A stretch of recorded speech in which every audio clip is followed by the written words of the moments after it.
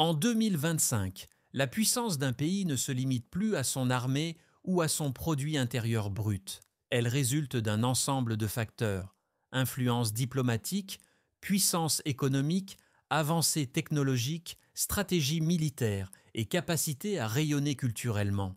Ce mélange crée un nouvel équilibre mondial où plusieurs nations revendiquent un rôle de leader. Les États-Unis conservent leur statut de première puissance mondiale.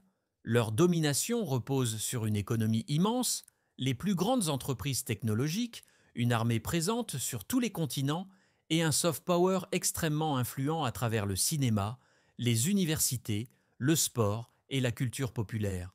Cependant, cette position est fragilisée par des divisions internes, une instabilité politique croissante et une concurrence étrangère de plus en plus directe.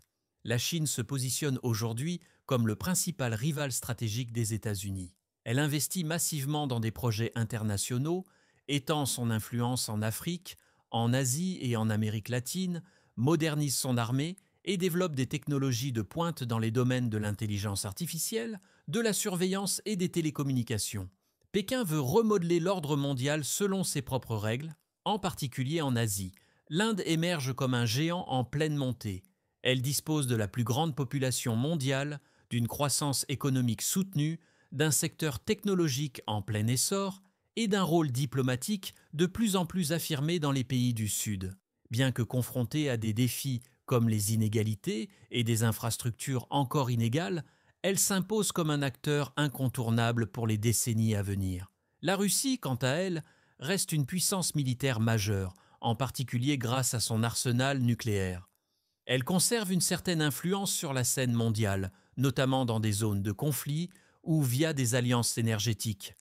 Toutefois, elle est affaiblie par les sanctions internationales, son isolement diplomatique et une économie très dépendante de ses exportations de gaz et de pétrole. Sa puissance repose davantage sur la dissuasion que sur l'innovation. L'Union européenne joue un rôle particulier. Ce n'est pas un État, mais son poids économique, sa capacité à imposer des normes, son engagement écologique et sa diplomatie en font un acteur mondial de premier plan. Elle influence davantage par la réglementation, la négociation et la coopération que par la force. Son manque d'unité militaire reste néanmoins une limite importante à son rayonnement global. Au-delà de ces grandes puissances, d'autres pays gagnent du terrain. Le Brésil en Amérique latine, la Turquie comme pivot géostratégique entre l'Occident et le monde musulman, ou encore l'Arabie saoudite qui utilise ses richesses pétrolières pour élargir son influence.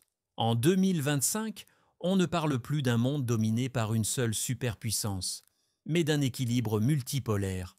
Les rapports de force évoluent rapidement et la puissance s'exprime désormais à travers l'innovation technologique, la diplomatie, l'accès aux ressources et la maîtrise des chaînes d'approvisionnement. Ce nouvel ordre mondial est moins stable, plus complexe et sans doute plus imprévisible, mais il reflète la réalité d'un monde interconnecté, où plusieurs modèles de puissance coexistent et s'affrontent.